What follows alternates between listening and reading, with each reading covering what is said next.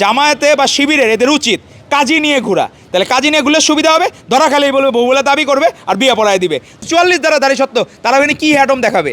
ওই জায়গায় তো আমাদের ছাত্রদল নেতৃবৃন্দ তো ওখানে চাইলে সরকারি দল তারা চাইলে পুলিশের সাথে কেওয়াস করতে পারতো, তা তো করে নাই। সাতক্ষীরা 4 আসনে যে হেরেমখানা খুলছে নজরুল, তার বিরুদ্ধে তো স্লোগান দিল না, কারণ এরা এগুলার পৃষ্ঠপোষক। এবি জোবাইরের যে ঘটনা করছে এগুলোর ব্যাপারে তো স্লোগান দিল না, এগুলোর বিরুদ্ধে স্লোগান দিল না। কি শিষ্টাচারের সর্বোচ্চ সীমা লঙ্ঘন করে ফেলেছে এই এনসিপির নেতৃবৃন্দরা, শিষ্টাচারের সর্বোচ্চ সীমা। আপনি দেখেন এর আগে ইরানে কেন হামলা হয়েছে, সেখানে ইরানে হামলা কেন শিবিরের, মানে সাবেক ছাত্রলীগ নেতারা স্লোগান দিচ্ছে ইরানে হামলা কেন, তারেক রহমান জবাব চাই। তো যারা সাইকোলজিক্যালি ইমব্যালেন্স তাদের ক্ষেত্রে তো আপনি কোনো ব্যাখ্যা দিতে পারেন না।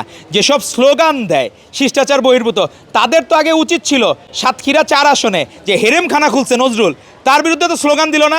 সব মশার বিরুদ্ধে সুরক্ষা দিতে এলো বসুন্ধরা এক্সট্রিম অ্যারোসল, মশার বিরুদ্ধে এক্সট্রিম সুরক্ষা। কারণ এরা এগুলার পৃষ্ঠপোষক। এবি জোবাইরের যে ঘটনা করছে এগুলোর ব্যাপারে তো স্লোগান দিল না, এগুলোর বিরুদ্ধে স্লোগান দিল না, কিচ্ছু বললো না। আমার কাছে মনে হয় যে প্রত্যেকটা জায়গায় এরা প্রত্যেকে কোনো না কোনোভাবে প্রত্যেকের রোগ আছে, নিজেদের সেই রোগগুলা বা নিজেদের অসহায়ত্বকে বা নিজেদের খারাপ কাজগুলোকে ঢাকার জন্য তারা এই ধরনের স্লোগানগুলো দিচ্ছে। এবং যে স্লোগান দিচ্ছে সেই স্লোগান বাংলাদেশের মানুষ কখনোই শুনতে চায় না। আপনি দেখেন ডাক্তার মাহমুদা মিতু 24-এর গণ অভ্যুত্থানে তার যদি একটা সিঙ্গেল ছবি দেখাইতে পারে, আমাদের তো মেডিকেল সেক্টরই মানুষ আমরা, সে জীবনে একটা সিঙ্গেল ছবি দেখাইতে পারবে না।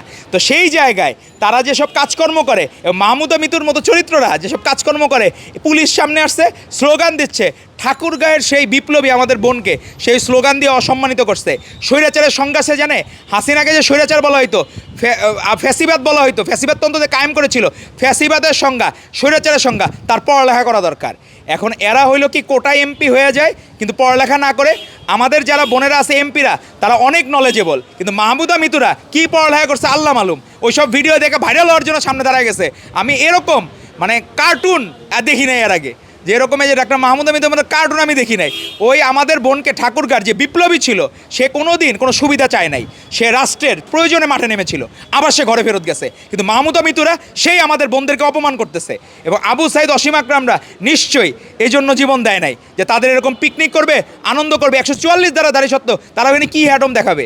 ওই জায়গায় তো আমাদের ছাত্রদল নেতৃবৃন্দ তো ওখানে চাইলে সরকারি দল তারা চাইলে পুলিশের সাথে কেওয়াস করতে পারতো, তা তো করে নাই। তারা আইনের প্রতি শ্রদ্ধাশীল, আমাদের বাংলাদেশ জাতীয়তাবাদী ছাত্রদল, সেইখানে তারা ওইখানে যে তামিল সিনেমার মতো একলা হিরো পুলিশ সব তারাই দিচ্ছে, এরকম মনে হয় তারা বেশি সিনেমা দেখার কারণে এর সব রোগে আক্রান্ত হচ্ছে। আল্লাহ তাআলা তাদেরকে সিনেমা না দেখে বাস্তবে ফেরার হেদায়েত দান করুক। কি ওই যে কর্নেল ওলি, সে তো একসময় খুব এই দেশের একজন প্রখ্যাত মুক্তিযোদ্ধা, এবং তার পরবর্তীতে আমাদের শহীদ রাষ্ট্রপতি জিয়াউর রহমানের বীরুত্তমের উনি সবসময় আশীর্বাদ পুষ্ট ছিলেন। এবং উনি কিন্তু সবসময় বিএনপির নমিনেশনেই সবসময় এমপি হয়েছেন, এবার এমপি হতে পারেন নাই। তো বোঝা গেল তাহলে ভোট ব্যাংক টাকা নিশ্চয়ই বিএনপির জনপ্রিয়তার কারণে তাকে সম্মান দিত।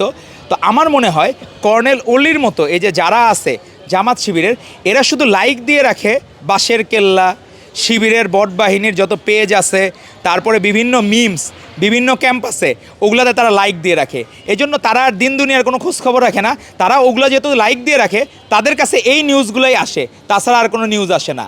আর গাজী নজরুলের যে ভিডিওটা, এটা প্রচার করার বিষয়, এটা আপনি জনসচেতনতামূলক ভিডিও বলতে পারেন। আর কোনো বোন যাতে চাকরির জন্য তার কাছে না যায় এবং মিসইউজ যাতে না হয়, বিষয়টা হলো আপনি এটা বলতে পারেন যারা প্রচার করতেছে জনসচেতনামূলক ভিডিও, যে নজরুলের দ্বারা আর কোনো বোন যাতে এরকম অন্যায় কোনো কুপ্রস্তাব না পায়, তাকে সচেতন করা। এটা আমাদের বোনও হইতে পারে, অন্য কারো বোন, আমাদের সংগঠন হতে পারে, বাইরের সংগঠন হতে পারে। চাকরির বিনিময়ে এরকম যে মানে দেহলিপসু, এরকম আমি এমপি আর পৃথিবীতে দেখি নাই। জামাতের এমপি হঠাৎ করে তারা কিভাবে এমপি হয়েছে আমার ধারণা নাই। এরা জনগণের প্রতিনিধি হবে, তারা হয়ে গেছে নারী খেকো, তারা হবে জনবান্ধব, তারা শুধু নারী বান্ধব হয়েছে, নারীদেরকে কীভাবে মিসইউজ করবে। তারা কোচিং সেন্টারের মতো পবিত্র জায়গাকেও অপবিত্র করে ফেলছে। তো নিজেদের এই অপকর্মকে ঢাকার জন্য আমার মনে হয় এই গত দিনের যে হবিগঞ্জের ঘটনা, আমার মনে হয় জামাতের দ্বারা কোনো অ্যাসাইনমেন্ট পাইছে মনে হয় এনসিপি, আমার ধারণা। তারা এই জিনিসগুলো কেওয়াস করে ওইটাকে মানে সাবসাইড করতে চাচ্ছে, যে গাজী নজরুলের ঘটনা, গোলাম রসুলের ঘটনা, মনে হয় যশোর 4-এ তাদের ঘটনাগুলা।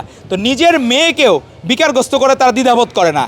তো এরকম আমি মানুষ দেখি নাই, ক্ষমতার এত মোহ থাকতে পারে নিজের মেয়েকে তারা বিকারগ্রস্ত মানে যে সিজোফ্রেনিয়া রোগী বানাচ্ছে।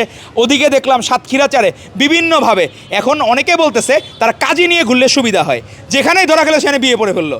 তো এরকম গাজী নজরুলের মতো জামায়াতে বা শিবিরের এদের উচিত কাজী নিয়ে ঘোরা, তাহলে কাজী নিয়ে ঘুরলে সুবিধা হবে, ধরা খালেই বলবে বউ বলে দাবি করবে আর বিয়ে পড়ায় দিবে। তো এখন কত যে বিয়া তারা করবে, 4 বিয়াকে ছাড়া 40-400 দিকে তারা আগাইতে পারে। আল্লাহ তাআলা তাদেরকে হেদায়েত করুন। ধন্যবাদ।